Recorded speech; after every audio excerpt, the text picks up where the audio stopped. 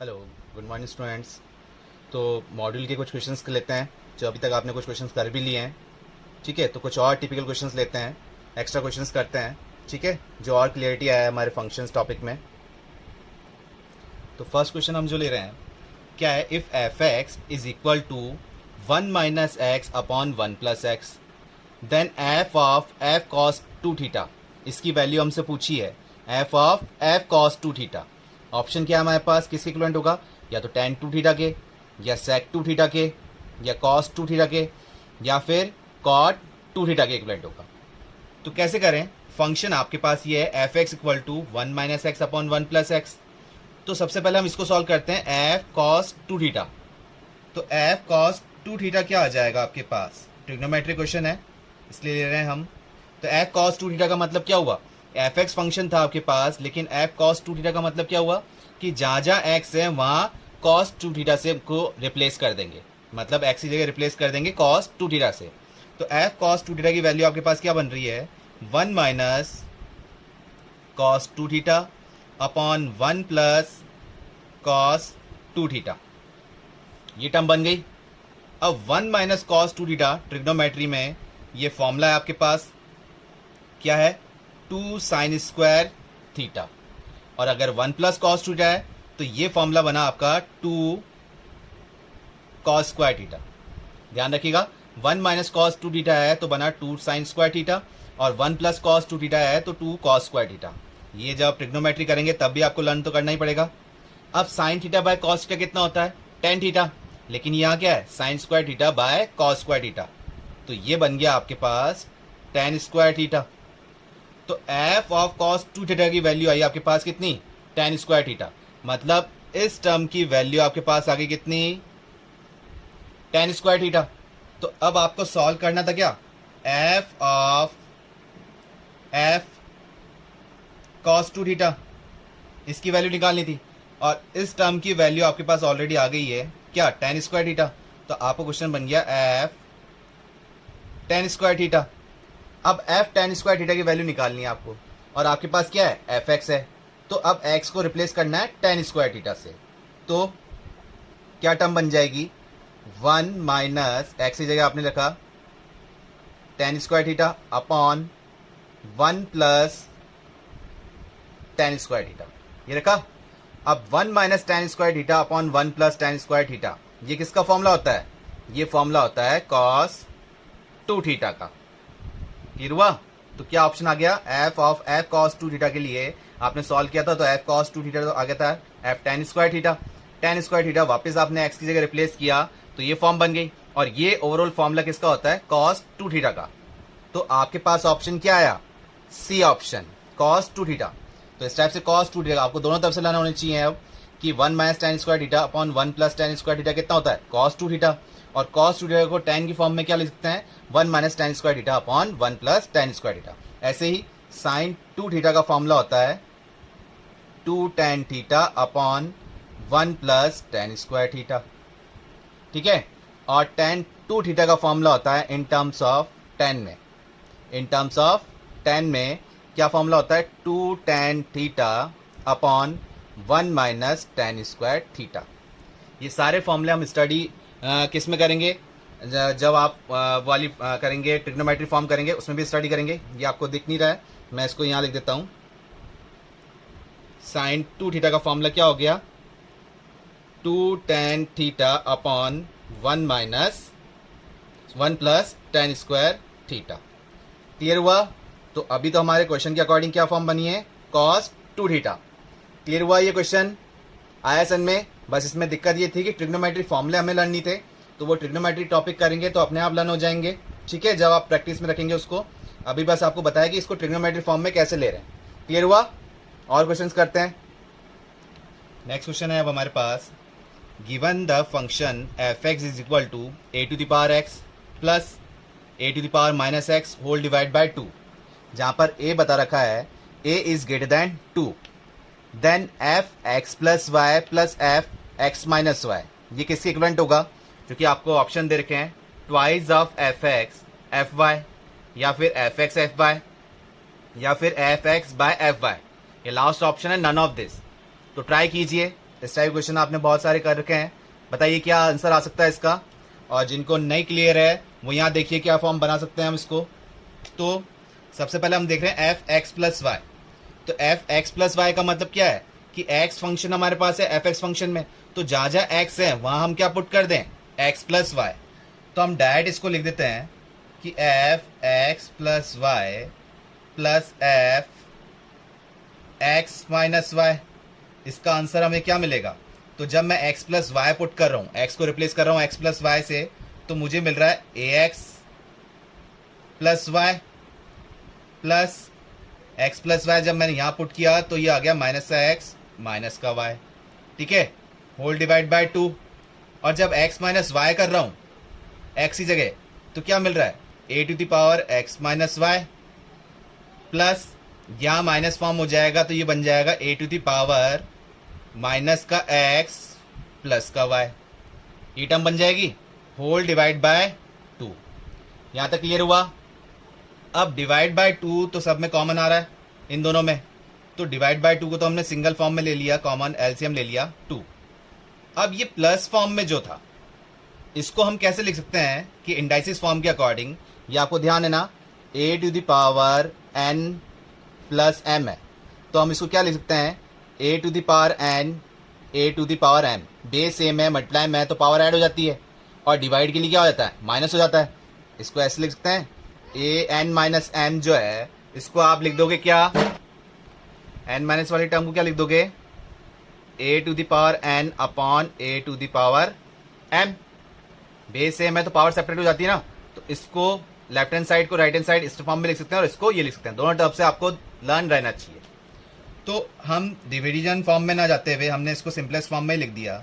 इसको लिख सकते हैं A to the power X into A to the power Y plus इसको हमने लिखा A to the power minus X into A to the power minus Y. ऐसे भी लिख सकते हैं ना, इसको बात एक ही है। प्लस इस वाली टर्म को लिखा हमने A to the power X into A to the power minus Y plus क्या लिखेंगे A to the power minus X into A to the power Y. ये टर्म आ गई यहाँ तक क्लियर हुआ। अब देखिए A to the power X एक तो ये टर्म थी और A to the power X वाली टर्म ये थी। Similarly A to the power Y वाली टर्म देख रहे हैं, ठीक है, तो वो कहाँ मिल रही है, या A to the power minus X वाली टर्म देख रहे हैं तो कहाँ दिख रही है, एक तो ये और एक फॉर्म ये दिख रही है। तो ए टू द पावर एक्स वाली टर्म अगर कॉमन लेते हैं हम, मैंने इन दोनों में से कॉमन ले रहा हूँ, ठीक है, तो जब मैंने ये 1/2 तो हम बाहर ले लेते हैं, 1/2 तो क्या ले लिया, बाहर ले लिया। और इसमें देख रहे हैं A to the power x जब कॉमन लिया फर्स्ट टर्म और थर्ड टर्म में, ठीक है, तो क्या बच रहा है, A to the power Y बच रहा है यहाँ से, तो प्लस यहाँ से क्या बचेगा, A to the power minus का वाई। क्लियर हुआ। सिमिलरली जब सेकेंड टर्म और लास्ट टर्म में हम कंपेयर कर रहे हैं तो क्या कॉमन मिल रहा है मुझे, A to the power minus X common मिल रहा है। बच क्या रहा है, ए टू द पावर ये माइनस वाई मिल गया, और यहां क्या मिल जाएगा, A to the power Y मिल जाएगा, ठीक है, ये टर्म मिल गई।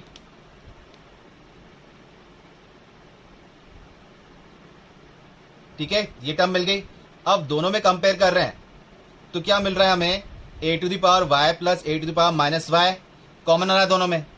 तो हमने क्या करा, 1/2 तो बाहर रखा और इसको रख लिया A to the power Y plus A to the power minus Y common ले लिया, तो इधर से तो क्या बचेगा, A to the power X plus A to the power minus X. Clear हो गया यहाँ तक। अब अगर इसको टर्म को बोल रहे हैं हम, तो अगर ये फॉर्म देख रहे हो तो ये फॉर्म क्या बन रही है, A to the power Y plus A to the power minus Y. एक काम और करते हैं, इसमें हम क्या कर रहे हैं, 2 से मल्टीप्लाई डिवाइड कर लेते हैं, ठीक है, या फिर ऐसी चीज देख लो, A to the power Y plus A to the power minus Y कहाँ दिख रहा है, एक्स को रिप्लेस करते हुए मिल रहा है ना, तो आप इसको बोल सकते हो एफ वाई, लेकिन 2 भी साथ में जाएगा क्योंकि सिर्फ A to the power X plus A to the power minus X रहेगा, डिवाइड में 2 है नहीं, इसको हम बाहर ही रहने देते हैं। तो ये 1/2 तो ऐसी रहने दिया हमने, इस वाली फॉर्म को आपने क्या बोल दिया, ट्वाइस इंटू एफ वाई बन जाएगा ना ये। कि twice of F Y is equal to A to the power Y plus A to the power minus Y. और ये टर्म तो आपको क्लियर दिख ही रही है, A to the power X plus A to the power minus X क्या मिल गया, ट्वाइस ऑफ एफ एक्स। तो ये मिल गया आपको ट्वाइस ऑफ एफ एक्स। अब 2 से 2 कैंसिल आउट कर लो तो ओवरऑल आंसर आपको क्या मिल रहा है, twice of F X into F Y, ये मिल रहा है। और ये ऑप्शन में है हमारे पास कौन सा ऑप्शन, ए ऑप्शन। क्लियर हुआ? बस हमने जो एफ एक्स फंक्शन था उसको सब्स्टिट्यूट करते हुए गए और सिंप्लीफाई कर दिया। क्लियर हुआ? और एक्सपोनेंट इंडाइसिस फॉर्म की हेल्प लेते हुए। क्लियर हुआ? नेक्स्ट क्वेश्चन है हमारे पास, if F X plus Y comma X minus A Y, यह है X plus A Y comma X minus A Y is equal to A X Y. मतलब एक फंक्शन है, कोऑर्डिनेट फॉर्म में दे रखा है, ठीक है, कि ये X plus Y comma X minus Y is equal to A X Y. तो आपको फाइंड आउट करनी है वैल्यू कि एफ एक्स कॉमा वाई की वैल्यू क्या होगी, जो कि 4 ऑप्शन दे रखे हैं। फर्स्ट ऑप्शन है हमारे पास एक्स वाई, बी ऑप्शन है हमारे पास x square minus a square y square, C option है x square minus y square upon 4, D option है x square minus y square upon a square. तो question देखने में वैसे सिंपल लग रहा है कि डायरेक्ट सब्स्टिट्यूट कर दें सॉल्व हो जाए, लेकिन ध्यान रखिए इंपॉर्टेंट क्वेश्चन है, ठीक है, कॉम्पिटिशन एग्जाम में आया हुआ भी है। तो कैसे करें, तो हम क्या कर रहे हैं इसको इजी करने के लिए कि late x plus A Y, x plus A Y को आप क्या अज्यूम कर लो, यू अज्यूम कर लो। और नेक्स्ट जो है एक्स माइनस ए वाई जो है इसको वी लेट अज्यूम कर लो आप, ठीक है। तो उससे हेल्प क्या मिलेगी अब आपको कि एक्स प्लस ए वाई तो यू ले लिया और एक्स माइनस ए वाई वी ले लिया। अब अगर इन दोनों इक्वेशन को हम ऐड कर रहे हैं, इन दोनों को जब ऐड कर रहे हैं तो ये टर्म क्या बन गई, एक्स प्लस ए वाई और एक्स माइनस ए वाई। तो ए वाई और माइनस ए वाई तो कट गया, क्या बच रहा है, twice of X is equal to U plus V. भाई लेफ्ट हैंड साइड इन दोनों इक्वेशन को ऐड कर रहे हैं तो एक्स प्लस ए वाई को ऐड किया एक्स माइनस ए वाई से, तो एक्स और एक्स तो 2x हो गए और प्लस का ए वाई और माइनस का ए वाई तो कैंसिल आउट हो गया और राइट हैंड साइड में u प्लस वी हो गए। तो यहां से आपके पास x की वैल्यू तो क्या आ गई, u plus V divide by 2। ये क्लियर हुआ? हमने x की वैल्यू तो निकाल ली। अब सिमिलरली हमने एडिशन की था, ये तो क्या किया था, हमने ऐड किया था। अगर सब्ट्रैक्ट करते तो x minus x, right hand side देखते तो x माइनस एक्स कट गए, ठीक है, और बचेगा a y minus of minus A Y, तो माइनस माइनस प्लस हो गए, तो ये टर्म बन गई ट्वाइस ऑफ ए वाई। और राइट हैंड साइड में क्या है, सेपरेट कर रहे हैं तो u माइनस वी, ठीक है। अब ये टर्म हो गई तो u माइनस वी, तो यहां से y की वैल्यू आपके पास क्या निकल के आ रही है, u minus we upon 2a, 2a भी साथ में आ रहा है ना। क्लियर हुआ? ये दो इक्वेशन फॉर्म आपने निकाल ली। अब इससे हमें हेल्प क्या मिली, तो हम इसको यहां रखते हैं कि x प्लस ए वाई को तो आपने क्या लिया था, u लिया था, और x माइनस वाई को क्या लिया था, v लिया था। ये हम सब्स्टिट्यूट करते हैं जो जो जिस टाइप में हमने इक्वेशन अज्यूम की है और सिंप्लीफाई की है। तो f x प्लस वाई क्या था, u, ठीक है, कॉमा x माइनस वाई क्या था, v। तो u कॉमा v is equal to a ऐसी रखा। अब यहाँ राइट हैंड साइड में क्या है, x y है। जब हमने क्वेश्चन फंक्शन को u और v में सब्स्टिट्यूट कंप्लीट कर लिया, इसको u और v में कर लिया, तो अब क्या करें, x y को भी u में कन्वर्ट करना पड़ेगा। तो कन्वर्ट कैसे कर रहे हैं, x की वैल्यू क्या आई थी आपके पास, u plus V divide by 2, और y की वैल्यू क्या आई थी, u minus V divide by 2a, ठीक है।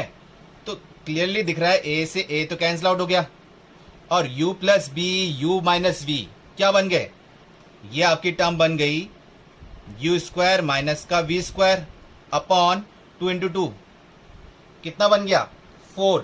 और ये था क्या, f u कॉमा v था।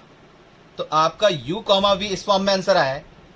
तो x, अब मैं u को रिप्लेस करता हूं x से और v को रिप्लेस करता हूं y से, ठीक है।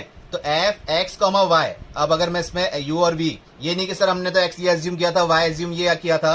अब आपके पास फंक्शन ही हो गया, आपके पास फंक्शन सिंपल सा होता है ना कि f x equal to 2x है, तो आप क्या करते थे, f0 की वैल्यू क्या है, तो जहां जहां x था वहां आप 0 पुट कर देते।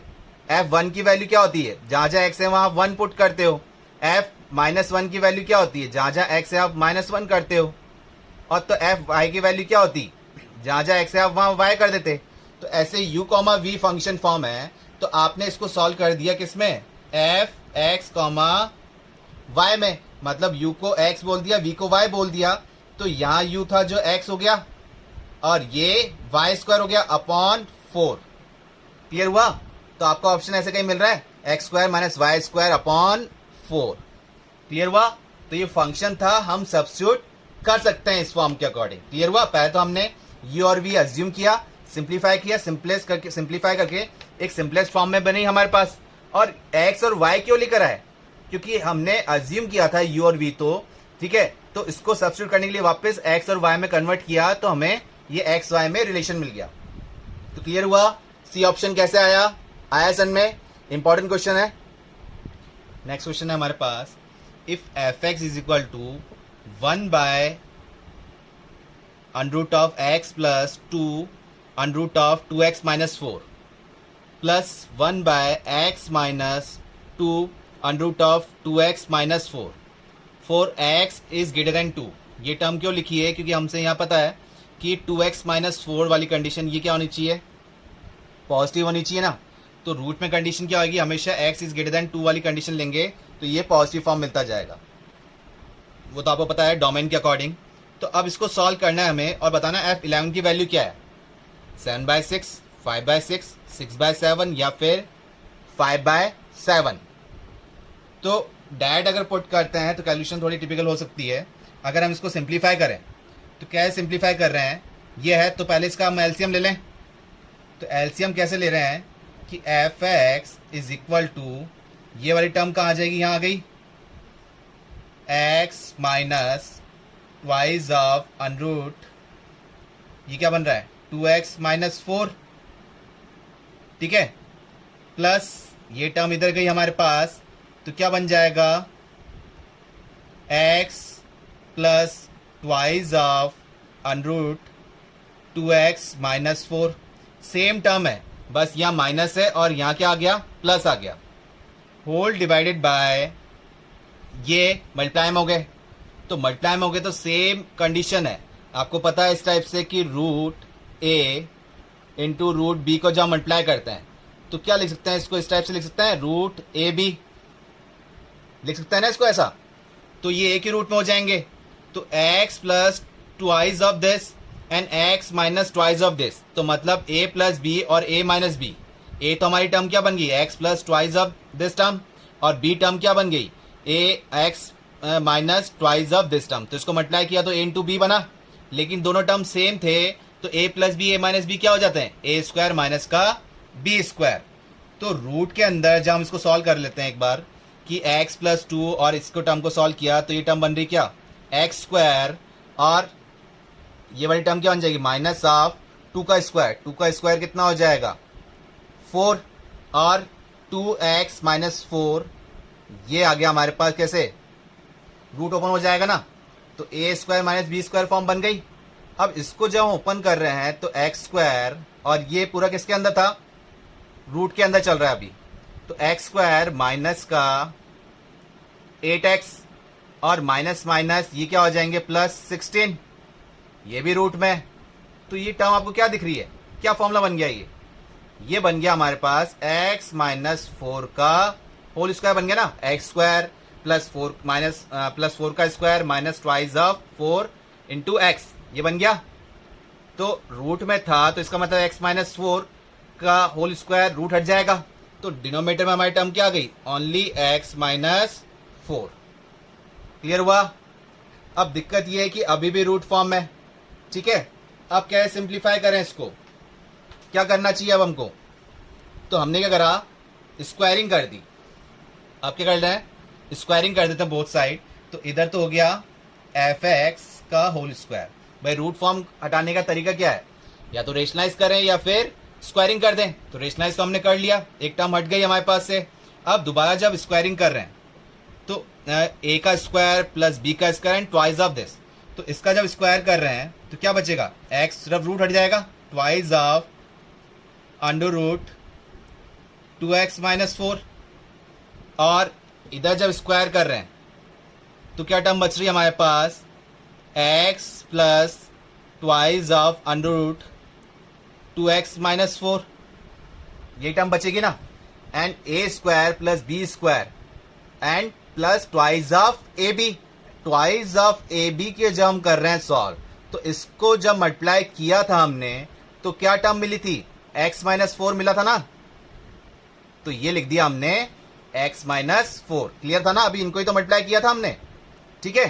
तो क्या टर्म कैंसिल आउट हो रही है, ये टर्म कैंसिल आउट हो गई प्लस माइनस में, और डिवाइड में हमारे पास क्या था, x माइनस 4 ऑलरेडी था, तो क्या टर्म बच रही है, x plus x 2x and 2x कितने हो गए, ये x प्लस एक्स 2x और 2x 4x बन गया, 4x, और ये टर्म हमारे पास क्या बची, माइनस का 8 हो जाएगा, ये टर्म बच रही है हमारे पास,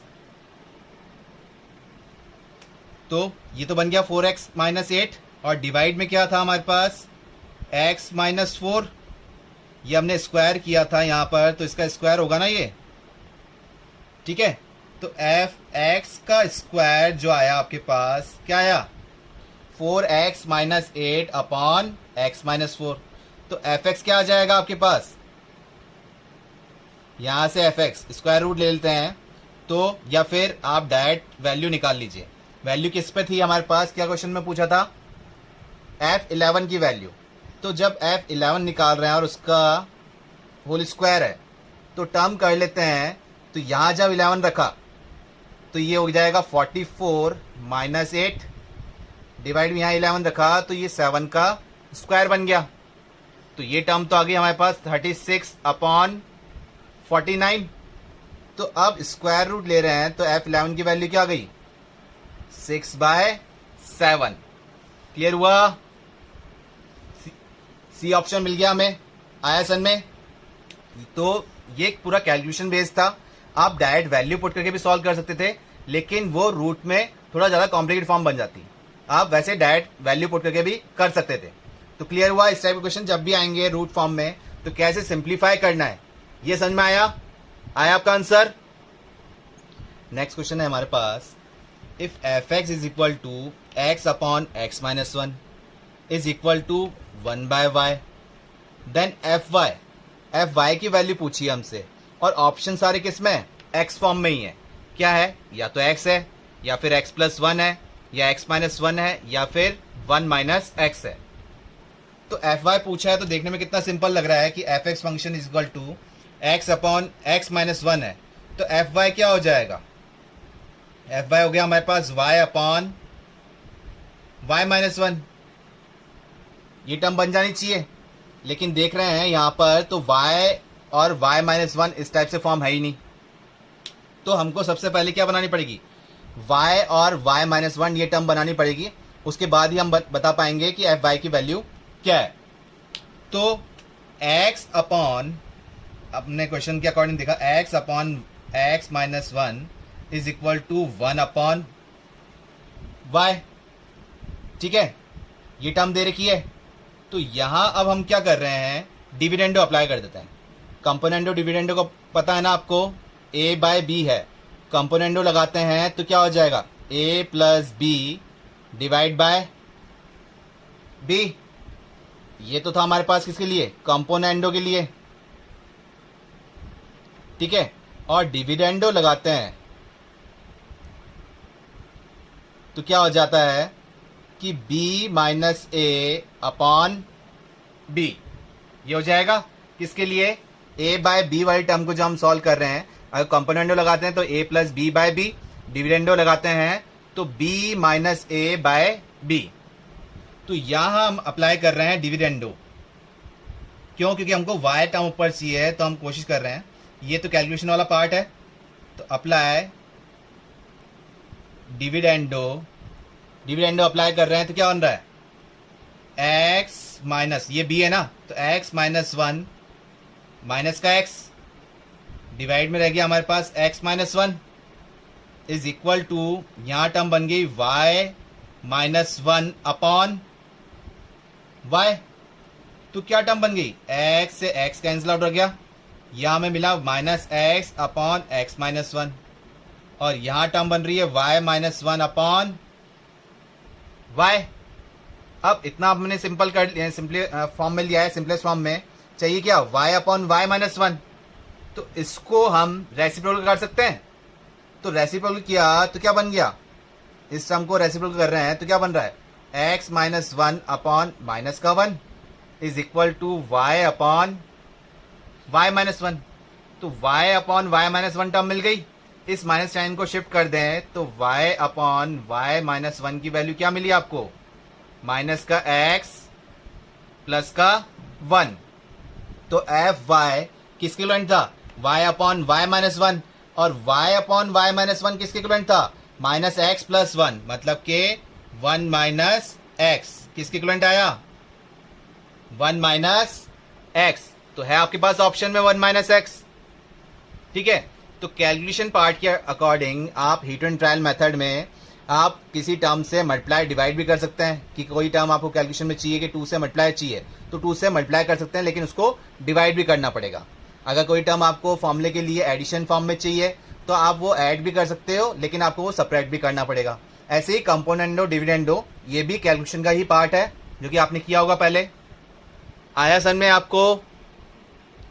नेक्स्ट क्वेश्चन है हमारे पास, if F x is equal to A x plus b and g x is equal to c x plus d, और आपसे पूछा गया है then F of g x is equal to g of F x, और ये दोनों किसके equivalent है, किस फॉर्म में जा रहे हैं, f a equal to g c form में जा रहे हैं, या फिर f b equal to g b form में जा रहे हैं, f d equal to g b form में जा रहे हैं, या फिर f c equal to g a form में जा रहे हैं। इन फॉर्म का मतलब क्या है, जैसे F a equal to g सी का मतलब क्या आ रहा है, एक हम देख लेते हैं। तो एफ एक्स हमारे पास फंक्शन है ए एक्स प्लस बी, तो एफ ए का मतलब क्या हो जाएगा, एफ ए का मतलब हो जाएगा जहां जहां एक्स है वहां हमने ए पुट किया, तो यहां ए पुट करेंगे तो क्या हो जाएगा, ए स्क्वायर बी, और जी सी की बात हो रही है तो जी सी क्या हो जाएगा, यहाँ एक्स पुट करें, एक्स या सी पुट करेंगे तो सी स्क्वायर प्लस डी। तो इस टाइप से ये फॉर्म बन रही है हमारे पास ऑप्शन में, तो लेकिन जो क्वेश्चन में दे रखा है उसके अकॉर्डिंग फॉर्म क्या बन रही है ये हमें चेक करना पड़ेगा। तो सॉल्व करते हैं। क्या बोला है, एफ ऑफ जी एक्स, तो जी एक्स क्या है, एफ एक्स फंक्शन हमारे पास ये है, तो एफ ऑफ जी एक्स पहले हम निकाल लेते हैं, एफ ऑफ जी एक्स, तो एफ ऑफ एक्स फंक्शन तो ये था, जी एक्स मतलब जहां जहां एक्स है वहां जी एक्स रख देते हैं, तो ए जी एक्स प्लस बी हो गया। अब जी एक्स हमारे पास ऑलरेडी था सी एक्स प्लस डी, तो इसकी वैल्यू हम रख देते हैं, एफ जी एक्स की वैल्यू हमारे पास हो गई, क्या आ रही है, a c x plus d plus का बी, ये टर्म बन जाएगी। Similarly g of F x, तो जी ऑफ एफ एक्स जो आप फॉर्म देख रहे हो, जी ऑफ एफ एक्स, तो ये टर्म क्या बन रही है आपके पास, जी ऑफ एफ एक्स के अकॉर्डिंग। तो एफ एक्स क्या था आपके पास, एफ एक्स तो था ए एक्स प्लस बी, तो जी ऑफ एफ एक्स, तो जी ऑफ एफ एक्स मतलब एक्स की जगह क्या रखना है, एफ एक्स, तो आपका टर्म बन गया सी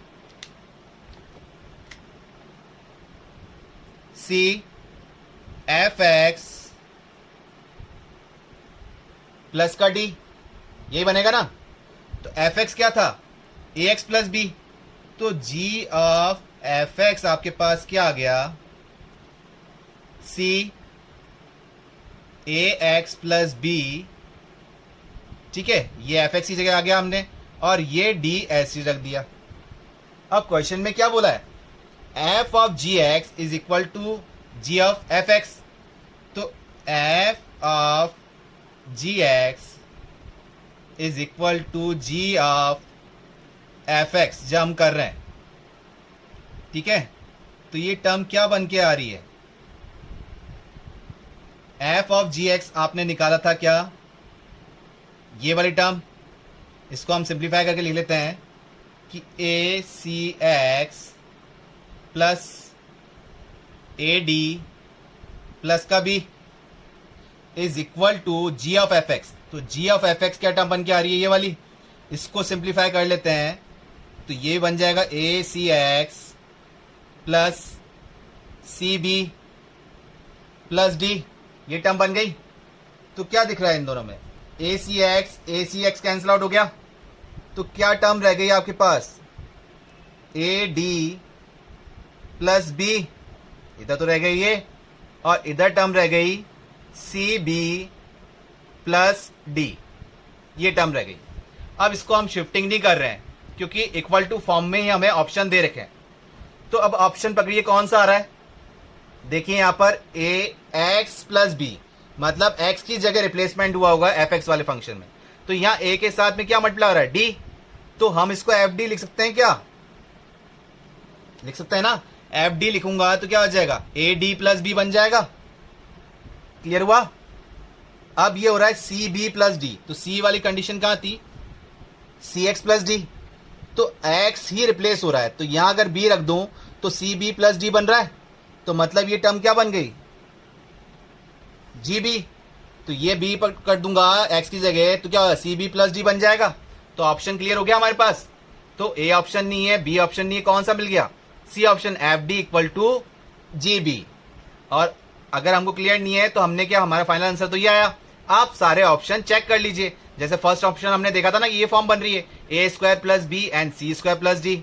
ऐसे ही सेकेंड ऑप्शन देखते, ऐसे ही थर्ड ऑप्शन देखते, फिर फोर्थ ऑप्शन देखते, तो सी ऑप्शन हमें क्लियरली मिल जाता। आया सन में, क्लियर हुआ कि एफ ऑफ जी एक्स और जी ऑफ एफ एक्स वाली कंडीशन कैसे की है हमने, क्लियर हुआ। नेक्स्ट क्वेश्चन है हमारे पास, the domain of F x किसका, log x plus 3 to the base 2 whole divide by x square plus 3x plus 2, क्योंकि क्या है डोमेन, या तो any real values but not -1 and -2। Second option क्या है, -2 टू इन्फिनिटी, कुछ भी पुट कर सकते हैं इसमें -2 से इन्फिनिटी के बीच में।